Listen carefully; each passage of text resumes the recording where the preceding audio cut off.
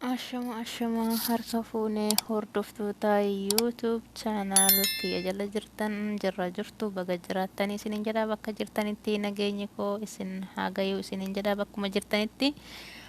har'allee viidiyoo tokko qabadhee isiniif dhufee jira na faana tura na hordofaa isinin jedha innis waa'ee maal jedhu yoo jettan akkaataa itti subscribe keenya dho'ifannu jechuudha warri YouTube banatanii isiniin subscribe ofii dho'isuu edan ni jiru jechuudha.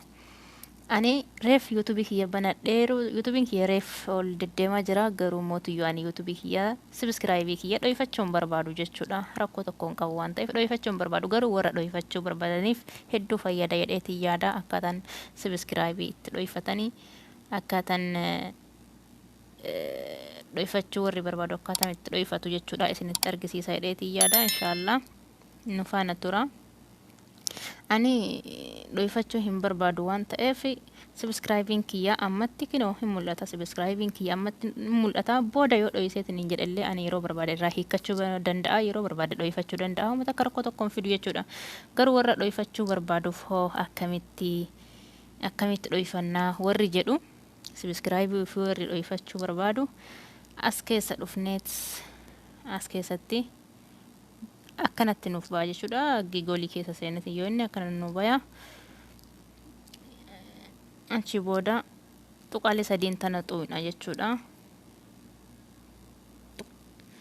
achi booda akkanatti nuuf baya achi booda YouTube ta'e tana xu'ina YouTube tana yoo xu'ine ofsaan eeggadha YouTube tana yoo xu'ine akkanatti nuuf dhufa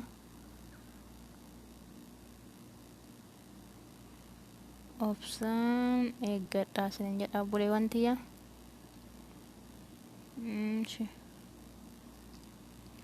asitti amma bakka profile keenna kana dhayna jechuudha bakka profile keenna kana dhayneet bakka profile teenna tana gaxxuina bakka profile teenna tana yoo gaxxuinu ay keessa maal filanna eessa filanna channel ta'etu filanna jechuudha ay keessa channel ni argitan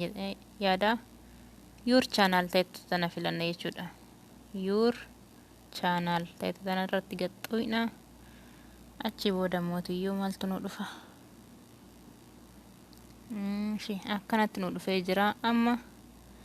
isii tana ta'uina jechuudha isii tana irratti yoo gadhooyne maaltu nu dhufa ofsumaan eeggadhaa isinin jedha inshallah waan dhufu walumaan laallaa inshallah irraa barattan jedheetii yaada Laik, sher, subscribe naaf godhaa isinin jedha sadaa tube jechuudhaan karaa maatii kiyyaatti koottaa isinin jedha warri maatii kiyyan ta'in okay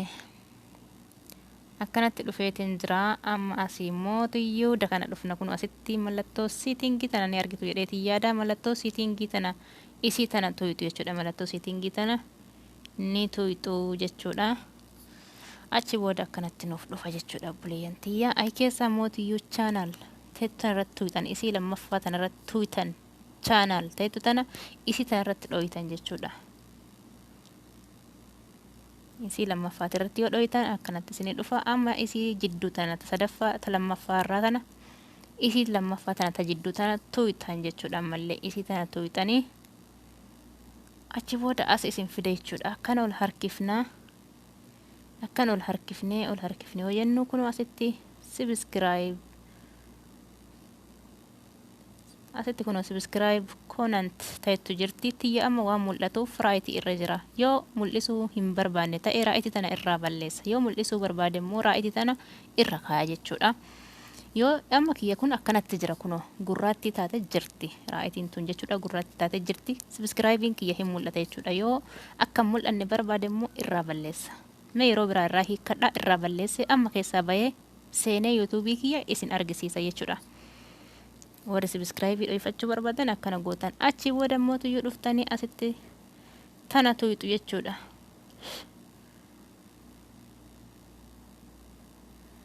asitti dhuftanii mallattoo tana tuytu sirtii gootanii jirtu